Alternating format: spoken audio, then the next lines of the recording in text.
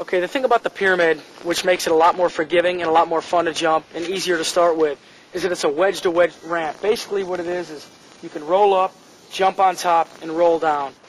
The best way to start out is come up the edge and just kind of jump the small corner of it. It's probably the best way to start it, only for the fact that it takes less speed and it's less of a bunny hop. Yeah, Austin.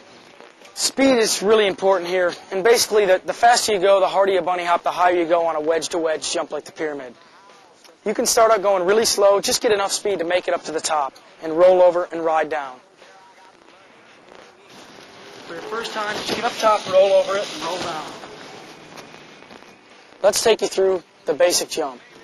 Go about 2 or 3 good cranks, keep your pedals level, legs and arms bent, ride up it, roll over, jump it a little bit, and roll down.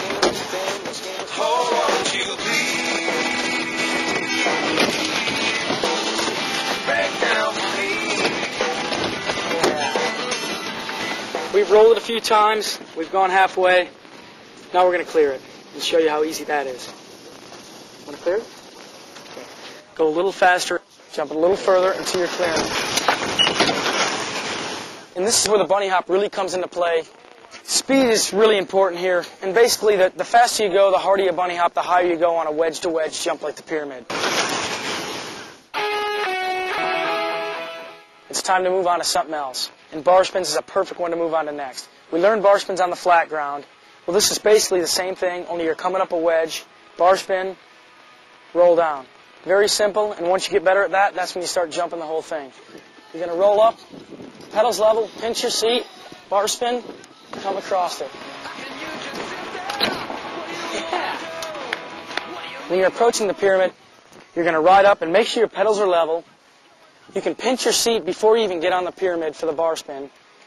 Ride up, pinch your seat, pull up the front end like you would on flat ground, spin the bars, throw it with your right or whatever hand you prefer, and catch it with your opposite hand right in the palm, roll across, and come down. Just like in the parking lot, only you're doing it on a ramp now. It's a lot of fun. Yeah. This is where now the bunny hop and the bar spin are added together for one trick. It's a bunny hop bar spin from wedge to wedge. Let me show you.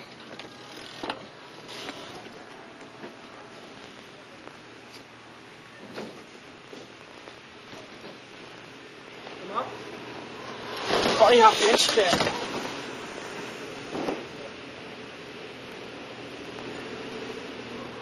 You roll up the ramp, pedals level, knees bent, crouch down, compress, bunny hop, push the bars forward, pinch your seat, throw your bars, whichever way you throw them, catch them, and ride down.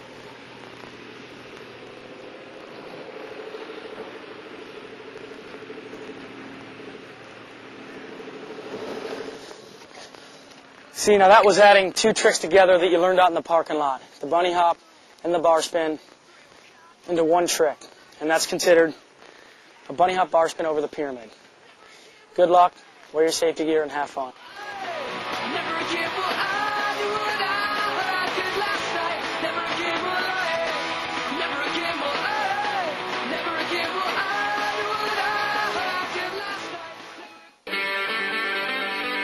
Okay guys, the next obstacle is the grind box. This is a more technical side of riding, but it's a lot of fun. Basically, this is where you apply the bunny hop for what you did out in the parking lot. Now we're in the skate park, and this is where the bunny hop is very useful. Bunny hopping up, grinding down this off the edge, and we have special guest here, Colin Winkleman, to help us through it. What's up, Colin? Hi, Dave. How you doing? Pretty good.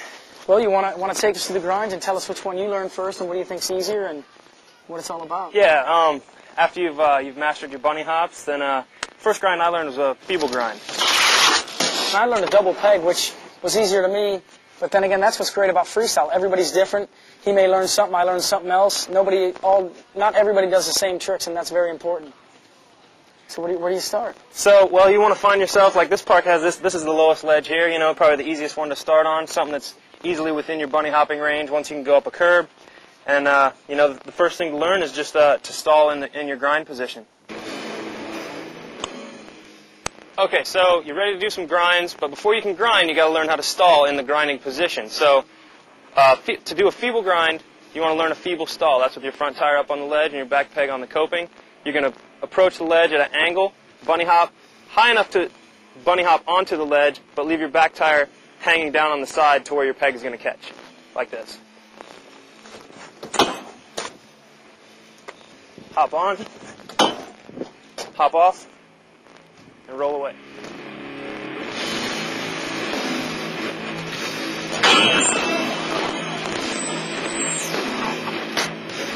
Once you're confident with your stalls, you can go ahead and add a little bit of speed and do some grinds. I like the feeble grind because it gives you a little more control over, it's just like riding on a normal, riding down the street. You can steer, you can get your tire about this far over before your back peg's going to fall off. So you can steer to keep your balance once you start grinding.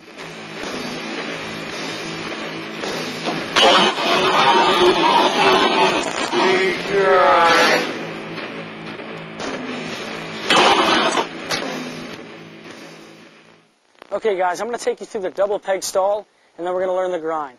As we told you before, it's a little bit different than a feeble. It's where you land both pegs, come at it at an angle, bunny hop, leave your front, stall, hop off, and that's your double peg stall.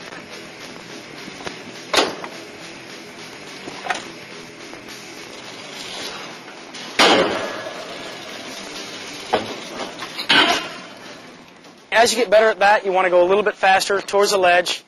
Bunny hop, lead with your front peg, grind, and hop off. Same thing. Oh man. Come up at an angle towards the ledge. Bunny hop, lead with your front peg, grind, and hop off. Right up at an angle. Remember the bunny hop, grind, hop off. Double pegs have a tendency of sliding a little bit slower because there's two pegs grinding, so you tend to have a little bit more speed going into it. One thing about a double peg grind, which kind of helps you in balance, if you're ever leaning over the deck, you can lean on your pedal so you don't fall on the inside edge, and then just pop back off and hop in and ride away. You shouldn't need your pedal, but if you do, it does help to keep you from falling inside.